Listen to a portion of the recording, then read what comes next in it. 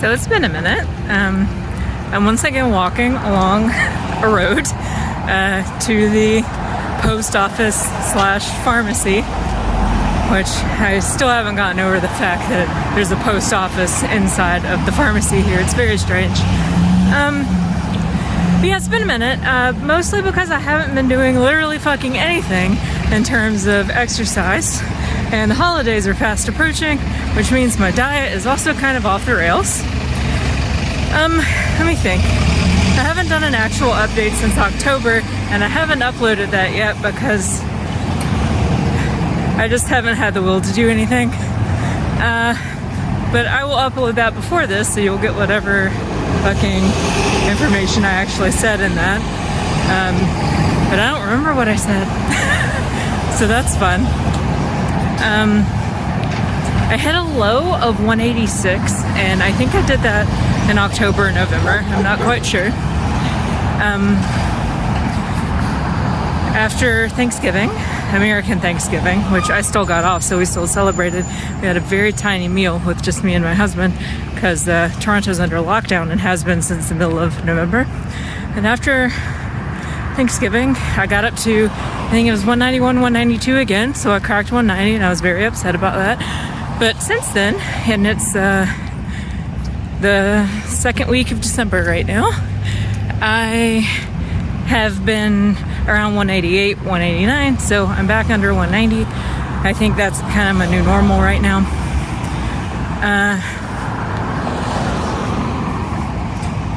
That's good, especially considering this time last year I was still over 200. I'll take being slightly under 190. Would I like to be lower than that? Yes. Am I? No. Am I upset? Not really. Yeah, so Toronto's been under a lockdown, like a pretty severe one, starting the middle of November and lasting 28 days. We are still not technically out from under it. You're not supposed to congregate outside. Basically everything other than pharmacies and grocery stores aren't supposed to allow you in. It's a whole big thing. Some dude who owns a barbecue restaurant just fucking got arrested a couple of weeks ago because he refused to abide by the shutdown order.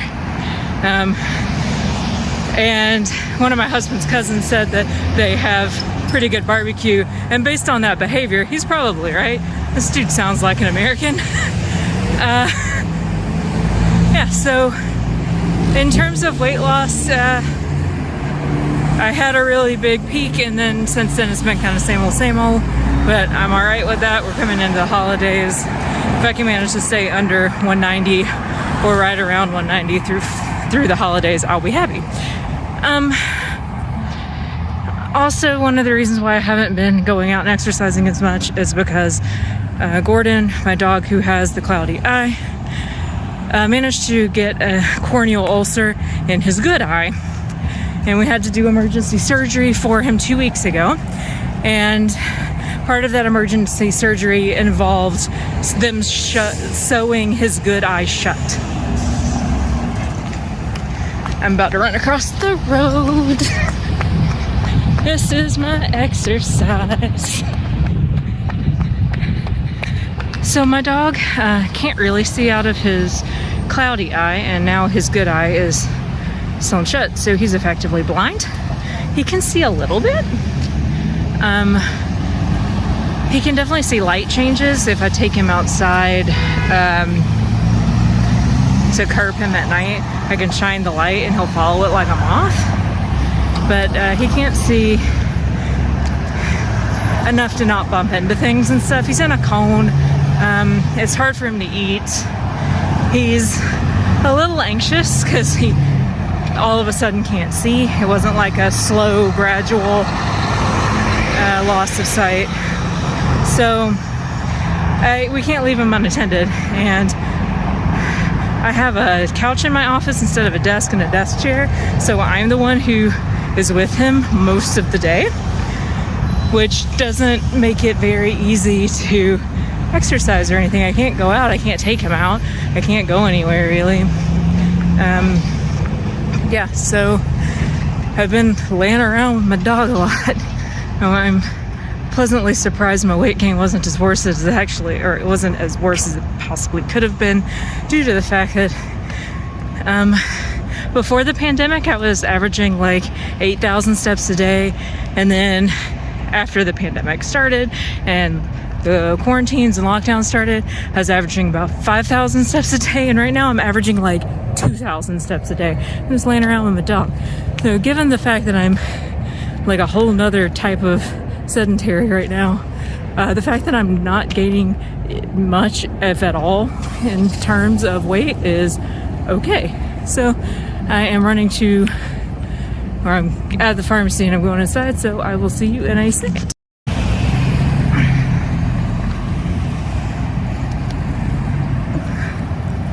Oh no, it's stuck in my hair. Well, I'm done with the post office pharmacy. I was really excited on the walk there because I got to film this on the other side of the street. So most of the time I film walking back from the post office pharmacy. So I'm on this side of the street. Yeah, okay, so the last time I recorded was indeed in October. It would have been before I got my permanent residency. It did actually come through. There was a bit of drama getting it all sorted out. So I got the confirmation of permanent residency in the mail, and I called immigration and asked them what I needed to do because I'm already in Canada. And when I originally applied, I applied as an out-of-Canadian applicant. But then I moved up here like literally the second the border opened up and I could. So the paperwork I got in the mail told me that I could not enter Canada. So I called them and was like, hey, I got this paper in the mail and it told me I can't enter Canada, but I'm already here, so what should I do? And the lady told me that because of the pandemic, all of their Canada offices are closed, and to activate my confirmation of permanent residency and become a permanent resident, I would have to cross the border. So we drove to the nearest border crossing, which is like an hour and a half away, on the next Saturday. And so when you're crossing the US-Canadian border, there's usually at a land crossing, there's a way to exit Canada but then turn around when you're still in Canada, but without actually having to cross the bridge to get into the US and then come back. So we did that, and we were told that doesn't count. So then we had to leave Canada again, cross the bridge into the US, talk to a border officer, U-turn in the US border crossing, and then immediately come back. I talked to precisely one American person the entire time we were gone. And we came back, and we crossed back into Canada, and the border guard sent us to the parking lot that we needed to wait at before immigration processed us. And then immigration came out and said, yeah, no, we can't do this on Saturday. You have to come during the week. We only do it Tuesday through Thursday. We were like, okay, cool. And they were like, yeah, but you left the country and crossed the border, so you have to quarantine for 14 days. Now, we were already expecting that, so we had already planned for it. And she told us that we could come back on Tuesday, because as long as we leave the country again, our quarantine just restarts. So on Tuesday, we woke up at 6 in the morning because they said we could come back between 8 and 5. And I was really fucking salty about waking up at 6 in the morning. It's not something I've talked about much, but after I got hit by a truck a few years ago, I've had just terrible raging insomnia, and it's gotten a lot worse since I moved up here and it started getting dark at like 4:30. I'm shooting at 4:30 now. It does not look dark on camera. It is quite dark in real life. So we went up there, we crossed the border, got there like right at 8:15. The border crossing guy that we got this time told us that they weren't processing immigrations and we just had to go home, and I couldn't immigrate at all. So ended up on hold for about 45 minutes while sitting in the border, or at the border, with immigration, and immigration said, oh man, I'm so sorry. We can do a virtual landing for you, which I really wish the first person I talked to had offered. So I ended up getting a virtual landing done, which literally was just, I got an email later in the week that said, oh hey, you're a permanent resident now. Mail us a picture so we can make a permanent residency card, which I have not received yet. But because I got my permanent resident status, became legitimized or whatever, it meant that I could go get a driver's license, get my my SIN number, which is a Canadian Social Security number, start doing all of those, get my health card, start doing all those things. So I'm a permanent resident. I have a driver's license. I had to have the driver's license before I could get the health card, so I don't currently have a health card. But I was planning on going today to get it done, but shit's gotten busy, so I couldn't. So I'll have that by next week, which is great. I got my SIN last night, so I started a bank account, which is why I was walking to the post office pharmacy, because somehow the post office can validate my identity for the bank. I don't know. It's a weird online credit union thing. Yeah, so I'm basically at this point pretty much settled here up until I have the residency requirement to go for citizenship, which is going to be a few years. So I'm 100% legally here now. We own a house. I got a Canadian cell phone. Everything's good. I'm still working for an American company, which is interesting. Because I wasn't a legal permanent resident of Canada up until basically Halloween, I'm still there full time.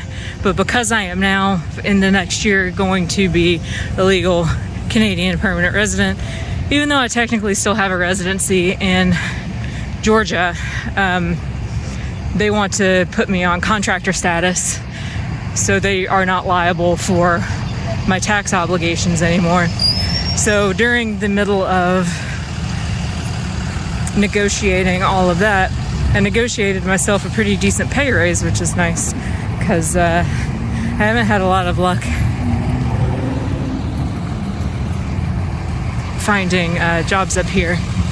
One, because I'm like pretty solidly mid to mid-late career level, so I'm trying to get into like senior manager and director positions, which is what I am now, and there are just not that many of them. And also because I do graphic design, I'm an art director, and the pay scale for that particular job in Atlanta is a lot higher than what it is up here in Toronto. So by taking an equivalent job up here, I will most likely be making less, because I would be making essentially what I am American right now and Canadian, but American money is worth more. So it would essentially be a pay cut. So I negotiated a pretty decent pay raise, and because I wasn't going to continue working there on a contract basis and have them pay me the exact same, because I am now liable for at least 15% more in taxes, and I no longer had the security of full-time employment or any of those benefits. So I worked out what exactly I was missing out on and kind of the minimum I would accept to stay on, which is a good thing I did, because they 100% lowballed me with their first offer, and I was like, I did the research, we are not doing this. So I remain gainfully employed in the US for the moment. It doesn't actually really matter whether I am employed in the US or in Canada, because I still have to pay taxes to both countries as long as I live in Canada. In Canada, you only have to pay taxes based on where your actual residence is. So if I were to leave Canada and go back to the US, I would only have to pay United States taxes, but it means that I would lose access to my health care and all of that because that's covered with taxes. But the way the US does their taxes is completely different, because of course it is. If you are a United States citizen, you have to file taxes in the United States no matter where in the hell you live. So it doesn't really matter in terms of taxes as far as I'm concerned, because I'm going to have to pay American taxes no matter what. But yeah, so I'm glad all of that got straightened out, and in about a week and a half, Gordon gets his stitches taken out in his eye, and I'm hoping at that point everything will just be kind of normal. Like, most of the stressful parts of the moving and the immigrating will be done. My dog will hopefully be on the mend, so I'll be able to leave him unattended at all. Like, it's crazy. I can't even like leave him for a second to go pee. I have to take him with me because he gets stressed out because he can't see. And he's also like a really bony, lanky dog, so he wants to be on something soft. So I have to leave him on the bed. Jesus, that's like a whole bunch of really heavy trucks. I have to leave him on the bed, I have to leave him on the couch, and I'm scared he's gonna fall off the sides because he can't fucking see. So I'm looking forward to having just like 2 minutes of time to myself. That will be really great. Yeah, so, oh shit, I haven't even like touched on one of the things I wanted to touch on, which is I'm actually dealing with the weather up here okay. It started snowing in October, off and on. It's been like snowing, melting. The last time it snowed, it's melted, but not 100%. It is like almost 50 out here right now. We had a couple of weeks where the high was just around freezing, so it hasn't gotten cold yet, but I'm dealing with it okay. Like, this is a relatively light coat. I'm not wearing socks or anything, wearing a dress. So I've been really concerned about the winter, but thus far it has not proven to be a problem. We will see how that goes in the future.